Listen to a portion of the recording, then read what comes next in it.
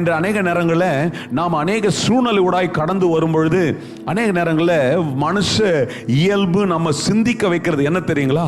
இதுதான் இனி என் வாழ்க்கையுடைய நிரந்தரமாக மாறிடும் அப்படின்னு சொல்லி நம்முடைய சிந்தனை தோன்றிக் கொண்டே இருக்கும். But I want to declare something that all what you are facing as challenges in your life, உன் வாழ்க்கையில் நீ கண்டு கொண்டு நீ எதிர்கொண்டு நீ மோதி கொண்டிருக்கிற சவால்கள் அது நிரந்தரமானது இல்லை, அது தற்காலிகமானது.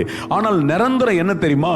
இயேசுவை நம்புகிற மனுஷனுக்கு இயேசுதான் எனக்கு எல்லாம் செய்கிறார், இயேசு என் கூட இருக்கிறார் என்று நம்பிக்கொண்டிருக்கிற உனக்கு என்ன தெரியுமா நிரந்தரம்? அவருக்கு வைத்திருக்கிற நித்திய சந்தோஷம், நித்திய ஜெயம், நித்திய சமாதானம் தான் உன்னுடைய சுதந்திரமா இருக்குது.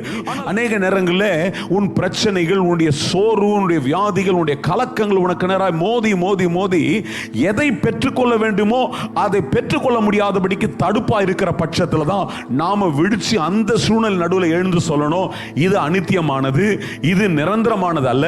நிரந்தரமானது ஆண்டவர் எனக்கு தந்திருக்கிற ரட்சிப்பு, ஆண்டவர் எனக்கு தந்திருக்கிற சமாதானம், ஆண்டவர் எனக்கு கொடுத்திருக்கிற ஜெயம் தான் எனக்கு நித்தியமானது என்று சொல்லி நீ கொண்டாடி கொண்டே இருக்கிற பட்சத்தில் தான் அது நிரந்தரமா வாழ்க்கையில மாறும். நிரந்தரமான ரட்சிப்பை தந்திருக்கிறேன், அதுதான் உங்கள்கிட்ட நிரந்தரமா இருக்கும். நிரந்தரமான நித்திய வாழ்வை தந்திருக்கிறேன், அதுதான் நிரந்தரமா இருக்கும்னு சொல்லிட்டு கர்த்தர் சொல்லிக் கொண்டே இருக்கிறார். ஆமென்.